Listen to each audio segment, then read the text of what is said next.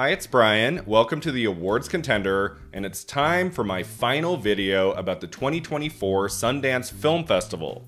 Between my first day there and now, I have seen 30 films that played at Sundance, and I thought it would be fun to give you a brief rundown of all of it.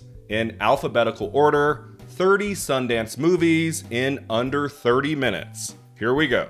Between the Temples is a light, breezy comedy starring Jason Schwartzman and Carol Kane. Carol Kane is wonderful in this. If you are a fan of hers, I think you're really going to dig Between the Temples. It's not really a romantic comedy. It's really a movie about human connection. I really enjoyed it. It hasn't stuck with me as much as some other Sundance films, but it's really good. It has this amazing dinner scene toward the end.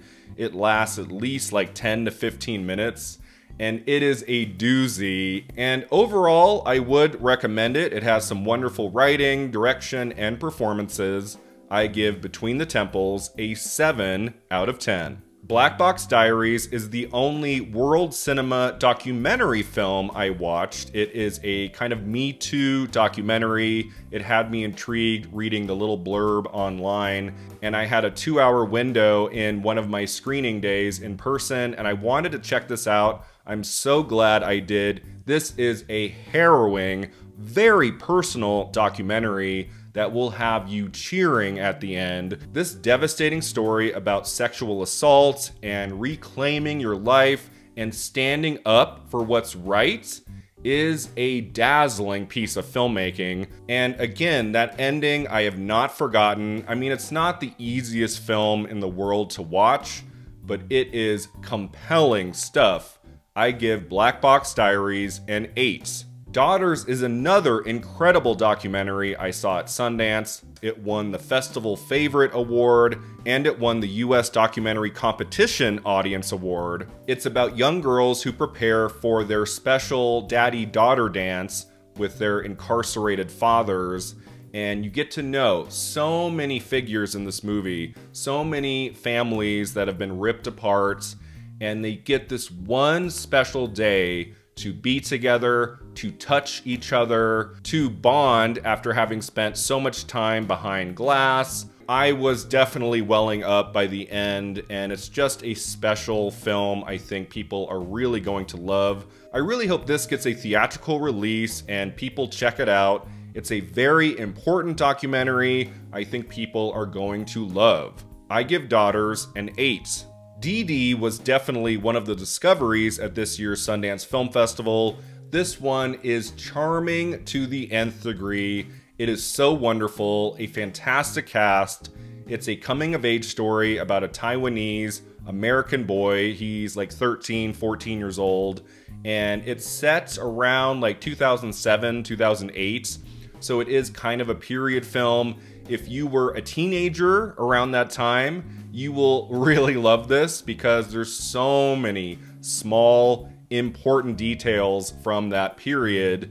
It is one of the films I saw I do think could become something that people might discover later this year and give it their attention. Dee Dee is fantastic. I give it an 8.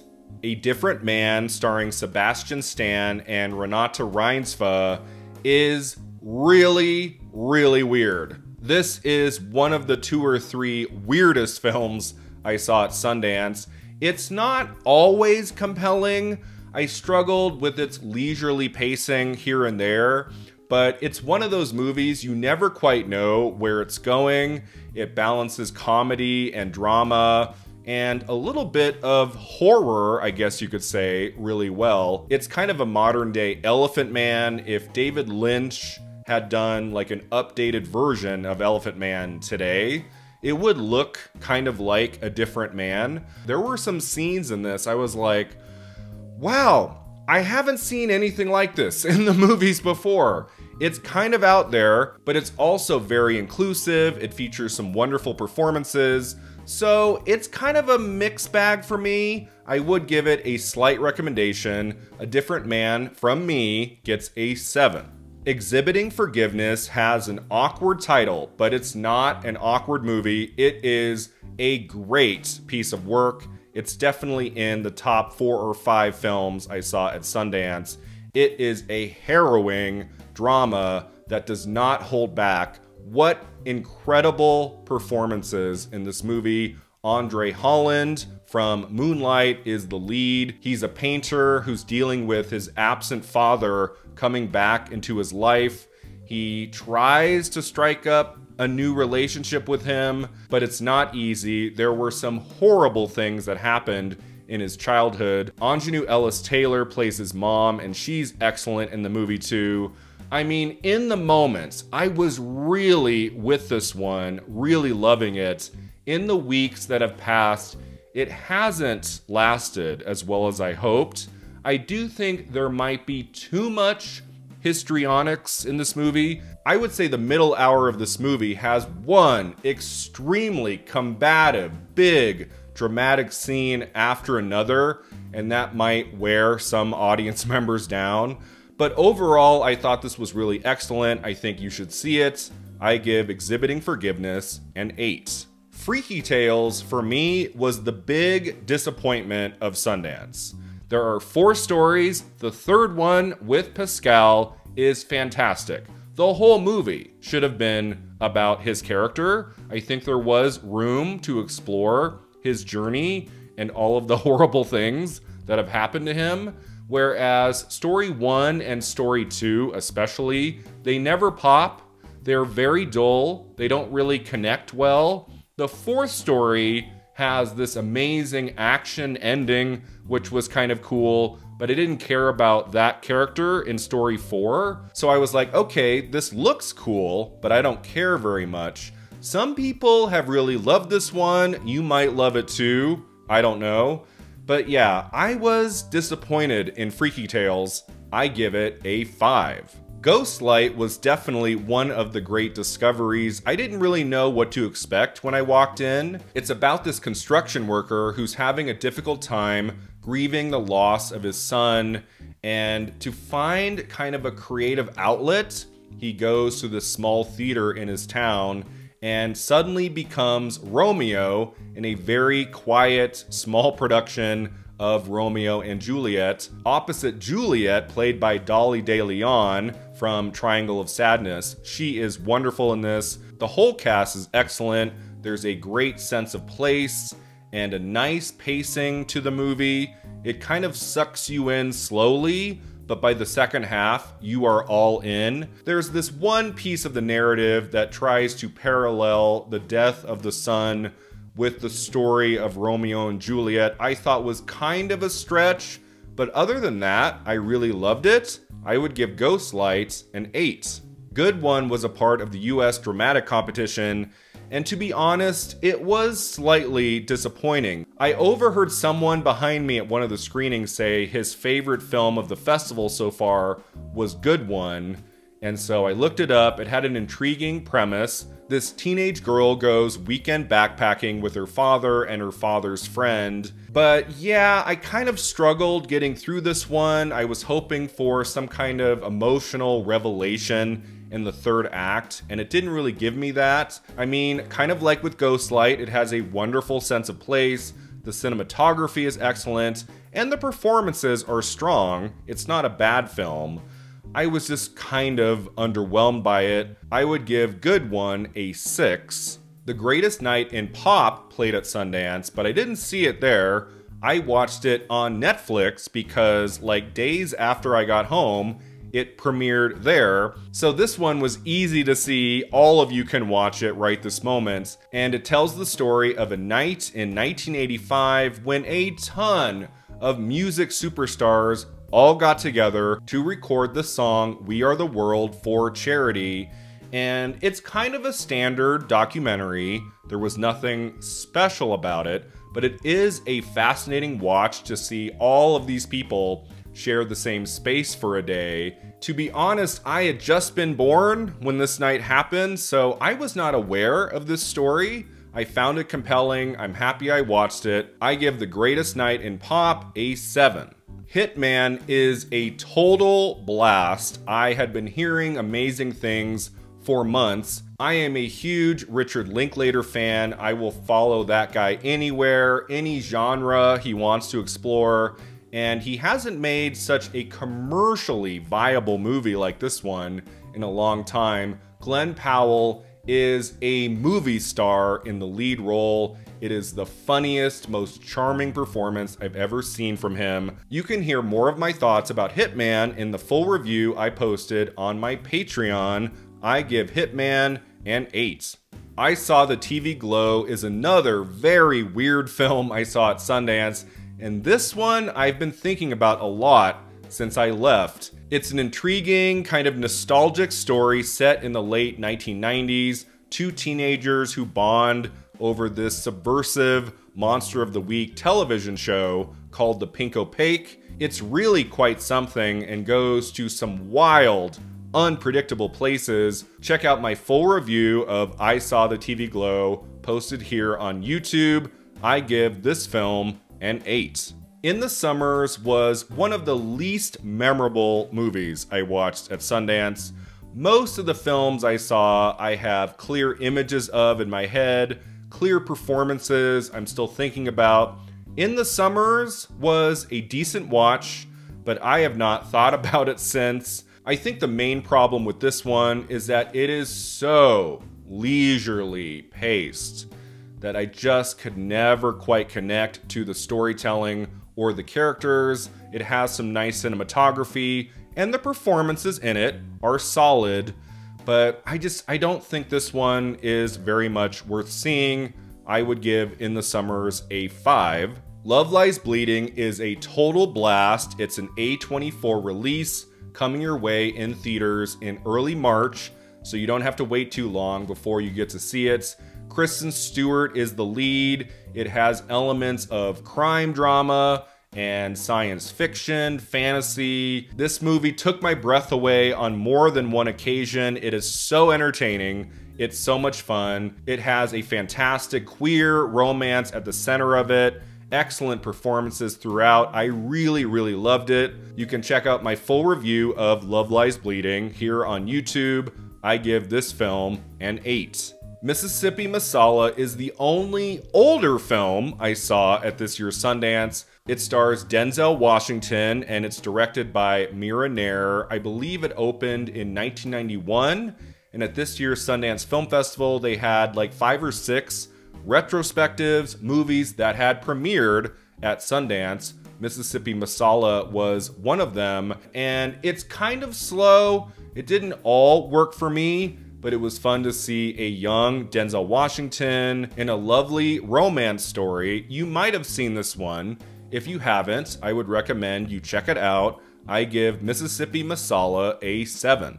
The Outrun starring Saoirse Ronan was definitely one of my 5 favorite films I saw at Sundance. I saw it on my second night and I hadn't liked very much, and this movie completely blew me away, especially that Ronan performance, which I do think if the studio, whoever picks up this movie, does a good job releasing it in theaters, preferably in the fall, like Saoirse Ronan has a chance at an Oscar nomination. She is that good in The Outrun, and it's a beautiful movie too. Lovely cinematography, sense of place. The ending, oh my god, is a visual, auditory feast that stuck the landing in the best of ways. For my full review of The Outrun, check out my YouTube video. I give this film an 8. Pony Boy was sadly a little disappointing, to be honest. I loved the look of the film, and having an intersex main character was fantastic. I loved that about it, but the narrative felt kind of familiar. It has crime elements and bad people doing terrible things. I mean, I did admire some of the performances. Dylan O'Brien is a hoot in this, playing totally against type. So there are some things to like about it. I would still slightly recommend it, although again, I found it to be overall too familiar of a story. I give Pony Boy a 6. Power was the first film I saw at Sundance, my first night.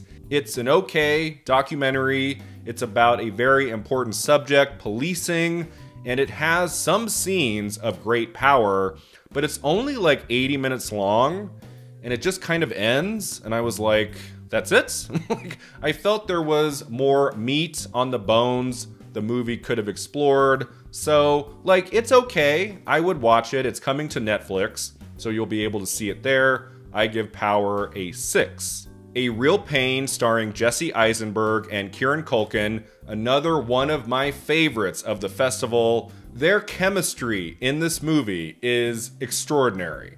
I don't know why they've never been paired up in a film before. Jesse Eisenberg wrote and directed this personal story, two cousins traveling to Poland to honor their recently deceased grandmother, and it has a lovely mix of comedy and drama. This is an incredible film with some wonderful performances, especially Kieran Culkin, who I think is Oscar-worthy in this movie. Check out my full review of A Real Pain here on YouTube. I give this film an 8. Rob Peace from writer-director Chiwetel Ejiofor is a standout. This is an excellent biopic about a young man whose father was sent to prison for a crime he claims he didn't commit. And while the son is very smart and an excellent hard worker, he goes to an Ivy League college and he is so impressive to the people around him, including his professors, and it seems like he will go the distance. He is going to be a very important figure, but something that holds him back is his love for his father and his undying commitment to get him out of prison. And so that's kind of the downfall for Rob Peace in this extremely captivating story. I loved it. I was in tears at the end. I think the performances are top-notch. Jay Will in the title role gives a tremendous breakthrough for the ages. I mean, in terms of its storytelling, it didn't really affect me while I was watching it, but in the weeks that have passed, I did recognize it's kind of a standard biopic, taking this young person's life, cramming in the whole story in 2 hours, but it really worked for me. I don't know when it's coming out, if it will go to theaters or streaming, but keep an eye out for Rob Peace. I give this film an 8. Sasquatch Sunset. This was truly the weirdest film I saw at Sundance, one of the weirdest movies I've seen in many years. Basically, it's a family of Bigfoot stomping through the forest. There is no dialogue. Nothing much happens for 90 minutes. They're just looking for food to eat. They have sex. They pee. They poop. And part of the fun of watching Sasquatch Sunset at a screening at Sundance was watching many members of the audience slowly make their way out of the theater while the movie was still playing. I mean, I think I counted 40 people. 40 people got up and left by the end of the first hour.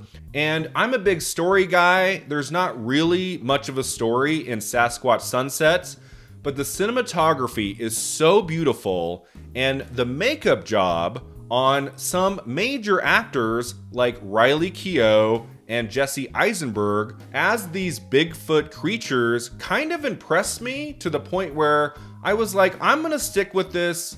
I will watch it to the end.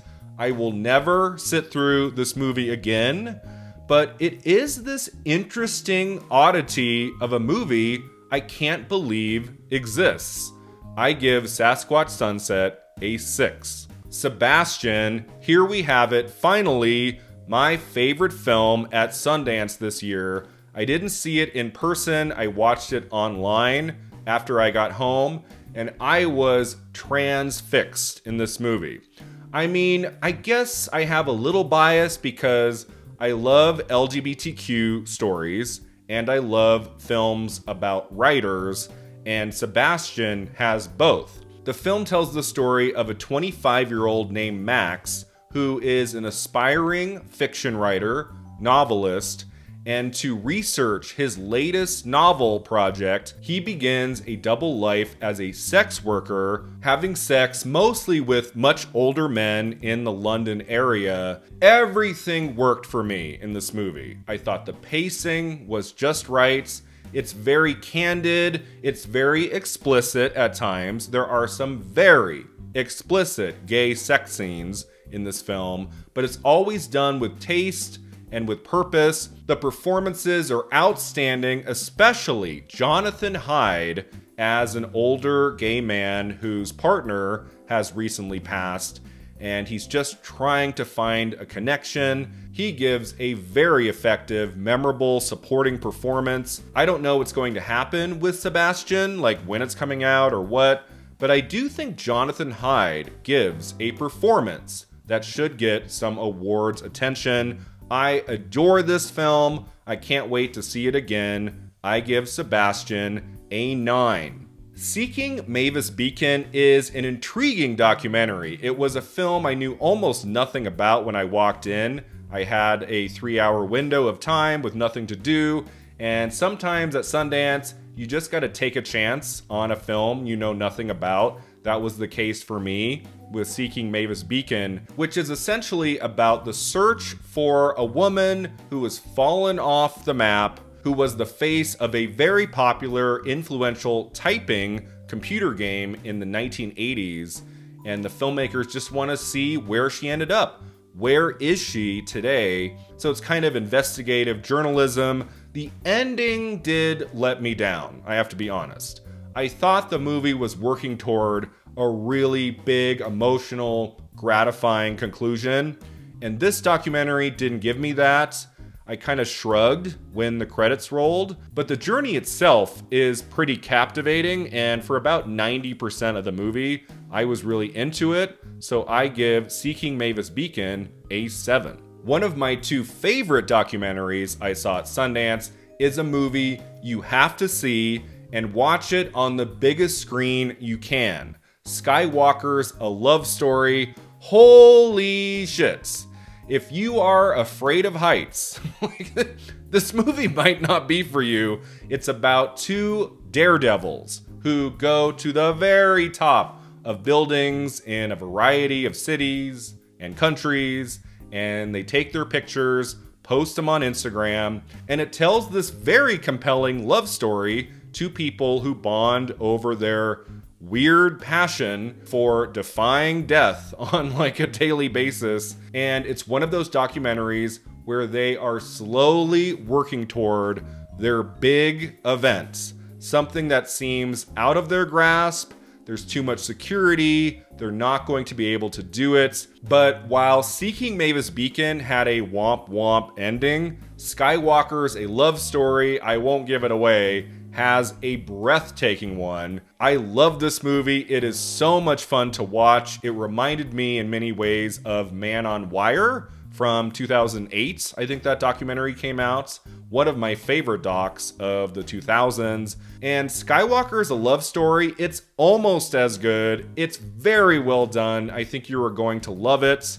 I give this film an 8. Stress Positions, to be honest, kind of stressed me the F out because it is a COVID film. It's set during the summer of 2020, and the characters in the movie are always so frantic, and this is happening and that is happening, and it's trying to be funny. Some of it works. Some of the humor I enjoyed. There are some good things in the movie. It's got a nice ensemble of characters and actors. There's one scene where everything slows down in a bedroom, I think, and 3 of the characters just talk for 10 to 15 minutes. That was a scene I loved, but a lot of the pacing of the movie is a little too frantic for my liking. So I'm a little bit mixed on this one. I give Stress Positions a 6. Suncoast is a movie I just watched like 4 hours ago because it dropped on Hulu. And it's just okay. It's not a bad film. I like the performances, and it's got an emotional story of this family but it just felt like a movie I'd seen before. It goes on way too long, almost 2 hours. I mean, go ahead and check it out for yourself if you have Hulu. It's already right there. I give Suncoast a 6. Superman, the Christopher Reeve story, was a film I simply had to see. I've always been a fan of Christopher Reeve's work as an actor in films like Superman and Death Trap. He led such a spectacular life that last decade or so after his accident is most of the focus of the movie. It goes into his start in acting, his time working on the first couple Superman films, but mostly it's about that time after he fell off the horse and at first wanted to die, but his incredible wife, Dana Reeve, basically said, "You are not going to die on me." And this film, like many at Sundance, made me cry a couple times. It's kind of a standard documentary, like most of the docs I saw at Sundance. But if you're interested in learning so much about Christopher Reeve, his life, his legacy, I think you're really going to enjoy this one. I give Superman, the Christopher Reeve story, a 7. Thelma is a total delight with a spectacular lead performance by the 94-year-old June Squibb. She plays a woman who is scammed into sending thousands of dollars to somebody she thinks is going to get her grandson out of jail. And when she learns that she's been scammed, she doesn't just sit back and go, "Oh, okay, oh well." Like, she gets up off her ass and goes out there, and she is bound and determined to find the culprit, the person who stole her money. And it's very entertaining, very funny. There is kind of a lull in the middle act. I would say there's like a 30-40 minute stretch in the middle of the movie I thought could have used some tightening and editing. It could have had a little bit more tension, but for the most part, this is a fun ride. I think people are really going to dig this one, and that June Squibb performance is fantastic. I give Thelma a 7. Veni Vidi Vici is a film I saw at Sundance very early on in my stay because I thought it was going to be a German language version of Saltburn. That's the vibe I got from reading its plot summary. It's about very rich people doing awful things and getting away with it. And so I thought, oh, this could be fun. And it has a dazzling opening shot. The first minute of this movie, like, it immediately put a smile on my face, and I thought, oh, this is going to be great. And then the movie kind of goes nowhere. I mean, some scenes are good and shocking. There are some death scenes you don't see coming, but by the end, I was like, yeah, let's wrap this up. I give Veni Vidi Vici a 5. And finally, the last film to talk about in this video, Will and Harper, which is my favorite documentary I saw at Sundance. I was at the world premiere. Will Ferrell was there to introduce the movie, and this is just a great time. I think it's going to Netflix later this year. It's a very entertaining road trip style documentary where Will Ferrell spends some time with a friend he has had going back decades who just recently transitioned into a woman, and it's kind of about Will Ferrell trying to understand what being transgender means and how it currently affects his friendship with who is now Harper. And it's very funny, it's very emotional at times. There are a lot of former SNL cast members who come in and out of the movie, and you feel like what you're watching is natural. It doesn't feel like the director and Will Ferrell and Harper are seated together like, okay, what's the next wacky thing we can do on this road trip? It never feels that way. I mean, there are a couple kind of set pieces. There's a scene in Vegas where they get all dressed up, and there are certain things here and there, but the friendship between them always rings true, and by the end of the movie, you are just welling up with tears. I do think Will and Harper is a film that can change minds, do some really good in the world. Again, it's coming to Netflix. Definitely check it out. I give Will and Harper an 8 out of 10. Thanks so much for watching and subscribing, and let me know in the comments below what are some Sundance films I talked about in this video you are most looking forward to watching. And we'll see you next time at the Awards Contender.